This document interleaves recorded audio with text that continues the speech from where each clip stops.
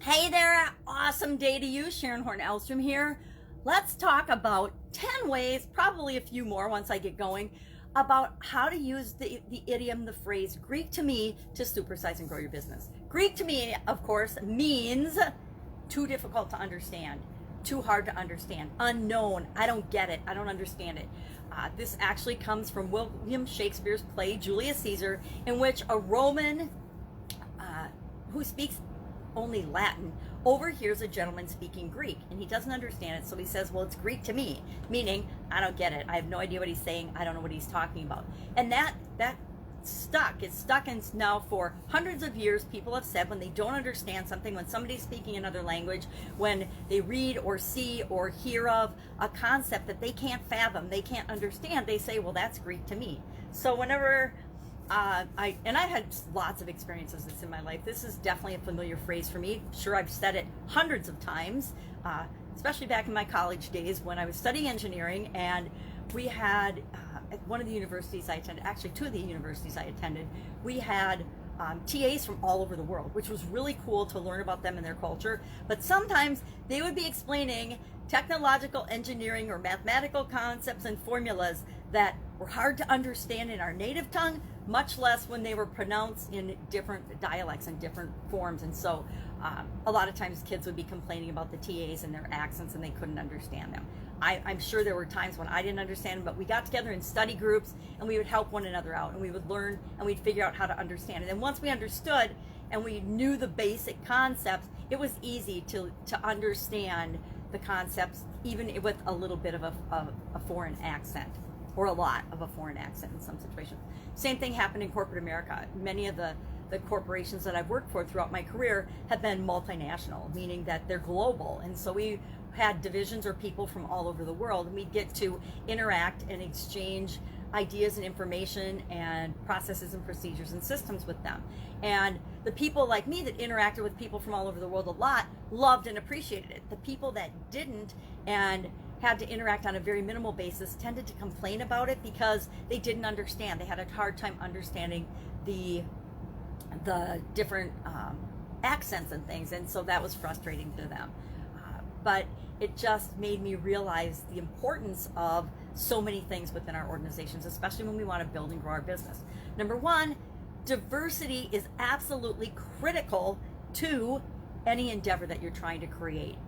Diversity not only of language, where people are from, but their experiences and their backgrounds, not just skills, but people's experience and backgrounds. It's critical in this global economy that we live in that we make sure we have a match in our organization with the people that we're here to serve. We want to have people that can relate to and understand and appreciate and love our customers a part of our organization, and that involves a diverse group of people.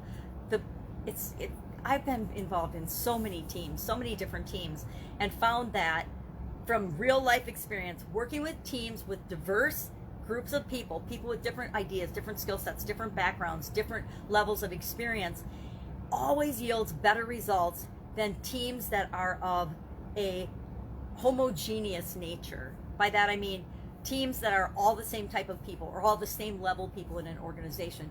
Those teams tend to yield less dynamic, less creative results than those of more diverse nature. And I've been on hundreds and hundreds of teams, so that's just my own personal observation. So we want to involve diversity in our business, in our organization, so that things aren't Greek to us. At least somebody in the organization will understand it and can translate it for the rest of us. Seek to understand. Be open-minded, right? Just because something's different, or something's got a different way of doing something or a belief than you do, or they come into the organization and God forbid, do they have a new way, better way of doing something, and it's not the way we've always done it for the last 20 years, we want to embrace that and bring that into our organization. We want to ask questions, right? Always be asking questions. We have 2 ears and 1 mouth for a reason. Most of us have heard that repeatedly throughout our life, almost as much as some of the idioms we discuss, because we need to listen twice as much as we speak. If we listen for understanding, we will understand. Remember that things change all the time, and it's okay to change our mind about things. Sometimes will have a certain belief based on our experiences up to a certain point. Somebody with the exact opposite belief or idea or information will actually educate us because we're listening with both our ears, and all of a sudden we'll realize that what we thought we believed, we didn't really choose to believe, we just started to believe it by default, and all of a sudden, because we're open-minded, we've changed our mind and we found common ground with somebody that normally we don't get along with. Get curious and get excited about the possibility of understanding things that you don't understand. There's infinite possibilities when we are open-minded and willing to seek to understand. Practice empathy. Put yourself in the other person's shoes and think of how frustrating it is for them if they're trying to communicate something and they know you don't understand and they're doing the best they can to communicate their message, their effort. I say draw, right? Draw pictures, draw diagrams, use symbols, use math. Math is a universal language.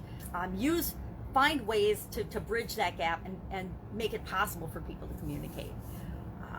Treat people the way you want to be treated. I've been really talking about this a lot this year, and I don't think it can be overstated how critical and essential it is that you absolutely positively treat other human beings the way you expect to be treated. And if you want people to understand you and listen to you and be respectful to you, then you need to be that way to other people. There's so much going on right now in America, for example, where people are definitely not treating other people the way they want to be treated. On social media, in the media, which the media, you'll notice I didn't say news because there is no news anymore. It is all propaganda and nonsense. And people are buying it hook, line, and sinker. But we need to remember that we're all one people, we're all one country, we're all Americans, and just because there's some puppeteers pulling our strings doesn't mean we have to get sucked into it. By puppeteers, I mean the media, I mean politicians that do not have our best interests at heart, etc. Always think for yourself. I think I've said that at least 1,000 times this year as well.